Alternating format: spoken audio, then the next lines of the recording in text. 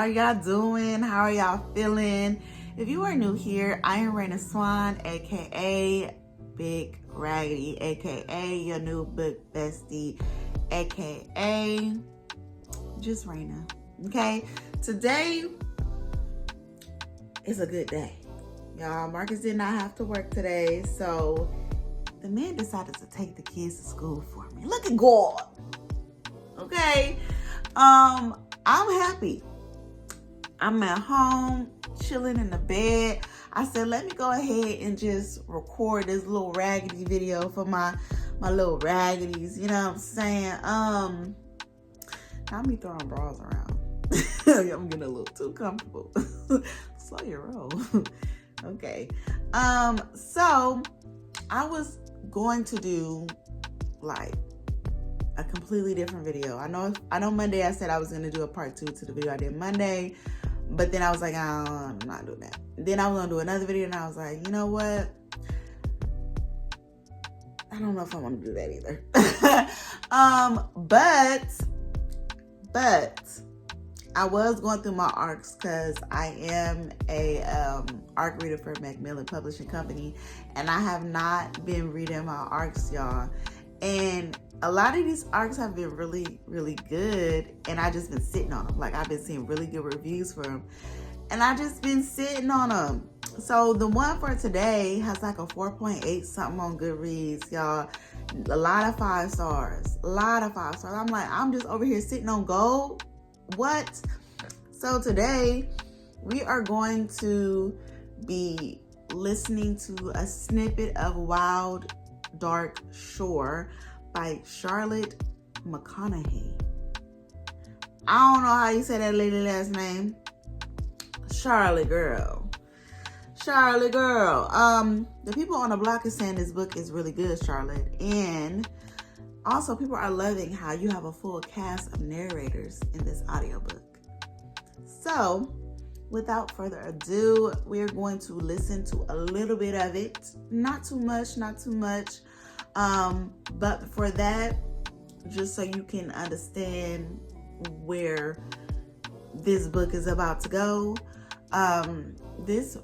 this takes place on a remote island with Dominique and his 3 children. There's a storm coming that's about to shake up the whole island. Then one day, a woman named Rowan, she washes up on shore, and you know, they're nursing her back to health or whatever. But Rowan has some really, you know, dark secrets that she's trying to keep hidden. One day Rowan discovers a grave and some busted appliances or something, and she's realizing that Dominique has his own secrets, and there's really nowhere these people can go because the storm is rising by day and it's just getting real dangerous.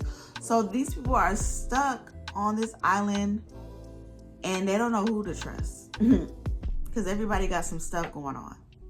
So we're going to listen to it, and I'm going to put the full synopsis in the caption so you can really read it yourself. Yeah. Also, if you have not joined the official Chapter Chat book club over on Fable and also follow the Instagram page, go ahead and do that. That is in the description box. We start reading our very first book Saturday. And it's just gonna be great vibes, a lot of laughter, a lot of fun, you know. So you don't want to miss that. Make sure you join. And yeah, let's get started. Okay, who is texting me? Good morning. Shall we set up a time and date to eat or no? Girl, I don't want to hang out with you hoes. Sorry. Let's just start, you know.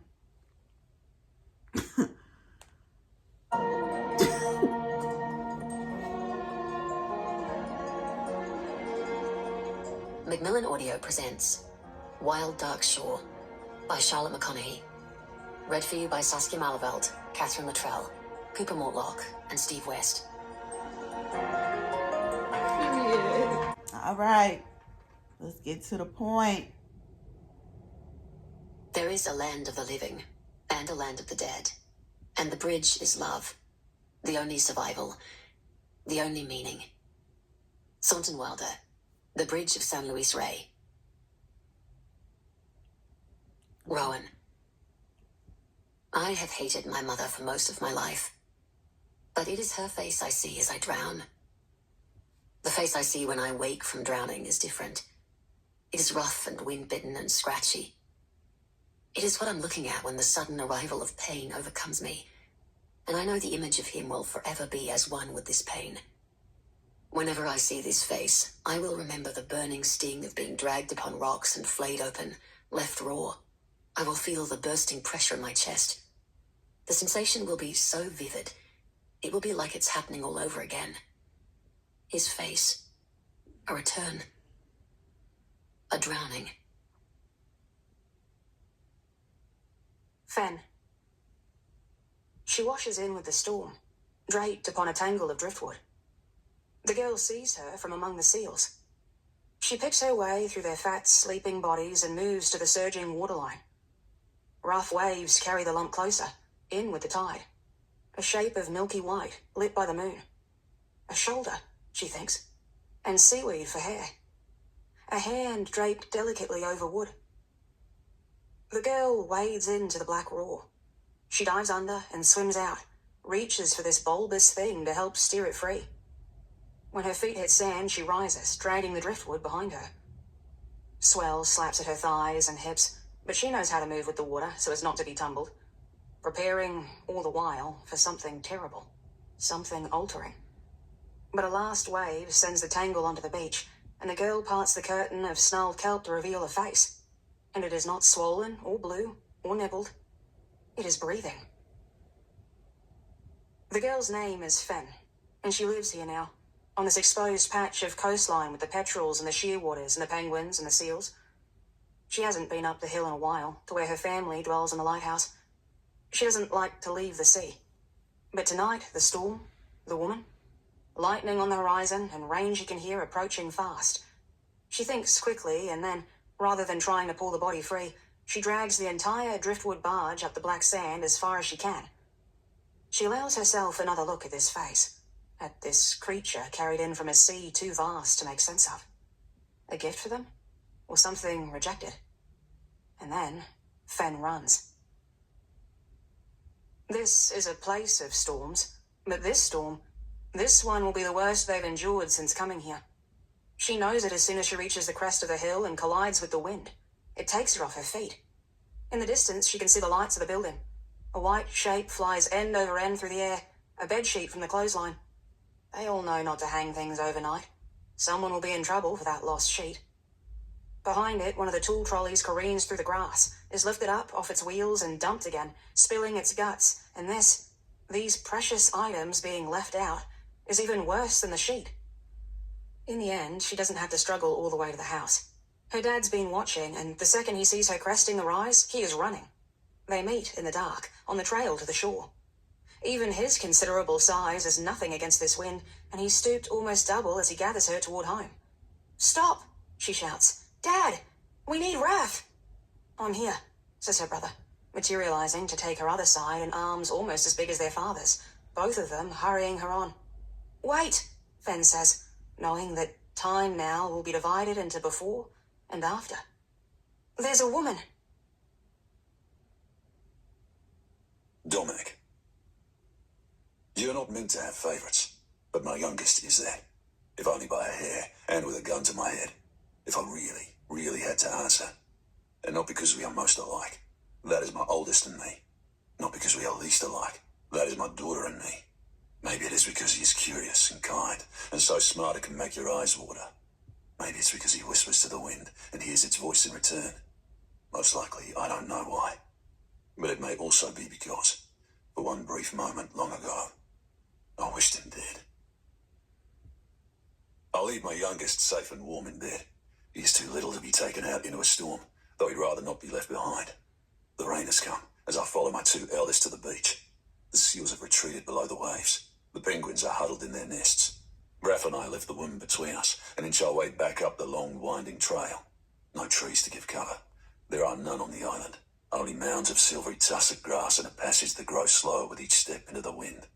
It screams in our ears. In this kind of storm, there's a danger we could be tumbled off our feet and back down the hill. Keep going, mate, I say, and ahead of me Raph does, dogged. My daughter is saying the woman was breathing, that somehow she was breathing, and I know Fen is silently urging her to keep on. She is willing this body to cling to life. I have less hope, but I also suspect that to have made it so far, to have survived an ocean so wild, she must be strong, this woman. I've seen a body taken by the sea, and the state of it will rid a man of any hubris. We are soberingly weak under its hammer. This woman, delivered by such a sea, one more powerful than most, is clinging on with a bewildering defiance.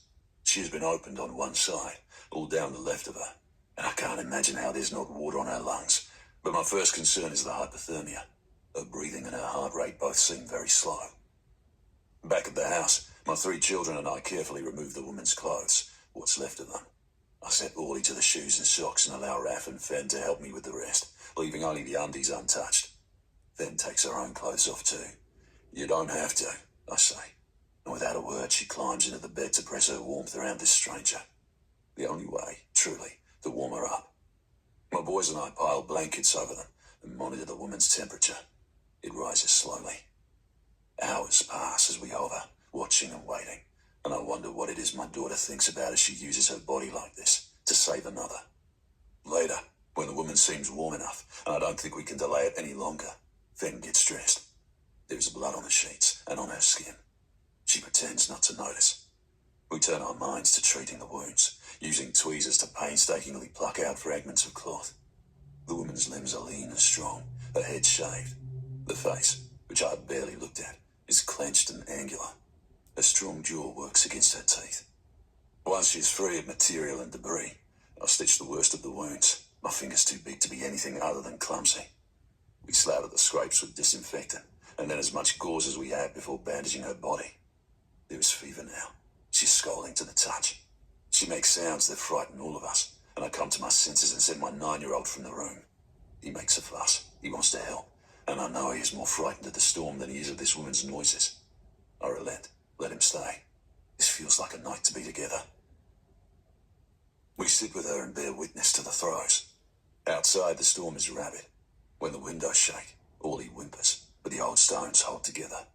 Inside, the sea is still fighting for her. It retains its hold. I think, deep in the darkest hours, that even if she survives this night, that ocean will have her back one day. Okay, so far, I'm enjoying how colorful the author's writing style is. It's very descriptive, but not so much that it takes away from what's going on. Also, I think the narrator for Dominic needs to back up just a little bit. Back up from the mic just a little bit. I mean, it's too late now, but he all up right here on the mic, and I can hear all this. I can hear all of that. Like, why are you so close? Why are you so close to the microphone? Back up a little bit next time, sir. That huskiness in his voice kind of caught me off guard. I was like, whoa, wasn't expecting his character to sound like that. Also, I think he is an unreliable narrator. I feel like we're going into this with the mindset that Dominic is a little unhinged. There is something mysterious and untrusting about Dominic, but what I'm picking up, and I don't know if this is what it's going to be, but what I'm picking up is that Dominic knows one of his kids is crazy. Because you hear him say that he wanted his youngest, I think he was talking about his youngest one, he wanted his youngest one dead at some point in their relationship. I feel like one of his kids is crazy and he knows it, and that grave that he dug, that Rowan found, that we heard about in the synopsis, I feel like the grave was for one of his crazy ass kids. I also think that Rowan, what does her not having a good relationship with her mother have to do with it? There is something going on with Rowan. Rowan probably got mommy issues. Because why would that be like the first thing that we know and learn about Rowan is that she's always hated her mother? Did Rowan kill her mom? Like, is that why she's the first thing you saw when you were drowning? Like, what did you do to your mama? You know what I'm saying? So there is something going on. Yeah, I don't really have no feelings toward the daughter. I think her name is Finn or Fern. What's that lady name? I think deep in. You heard that? Like, I think. Like, what is that? I think deep in the dark. He needs to back up. Like, all of that. Finn is her name. I don't really have no feelings toward Finn just yet. They were very vague about her role in things. Yeah. And then the next chapter after this one is Dominique again, and that's 14 minutes. I'm not even gonna play with y'all like that. I'm not. But I am really excited to get into it because I like when audiobooks have different narrators. It makes the story more interesting, and it really just makes you get immersed into like their world and what is going on. I can't imagine being on a remote island with just my siblings. Ew. Like, I love my sisters, I love my brother, but just being stuck on an island with them, and we all got our own issues and things. Like, granted, they are there on the island for a reason. It says in the synopsis that you look in the captions and read yourself. Now, granted, they're there for a reason, you know, but yeah, I don't know. I need some other interactions. Like, do we got Wi-Fi on this island? Can I get on the internet? Can I talk to my people? Do I have friends? Like, these are questions that need answers. Like, is there no service? Rowan, how you about to get home if they don't have no service? How are you just gonna become one of them? Like, what are we doing? Where's the boat? Y'all ain't got no life jackets? How long y'all been here? How are y'all eating? What are y'all eating? And how long have y'all been here? Because, yeah, how are we surviving? Where do y'all live? Y'all got homes? Like, these are all questions. Like, these are all questions that I would want to know if I was Rowan. Like, where are we staying? What do y'all do when it start raining? Like, it's a storm coming. Where we about to sleep? I'll be wanting the ambulance to come through the ocean just like that. Save me. Yes, get me up out of here. And I'm surprised she wasn't eaten by no sea creatures. That's another thing. How far was you drifting? Child, I don't know. Anywho, leave your thoughts about this arc snippet in the comments below. Tell me your thoughts. Is Dominic going to be the villain? Is this going to be... First of all, where is their mother? We didn't even think about that. Where the mama? Yeah. Yeah. Police, exactly. Yeah. So y'all have a good day, and I will see you guys Friday. Make sure you like this video. Make sure you leave me a comment. Make sure you're subscribed. Okay? Okay.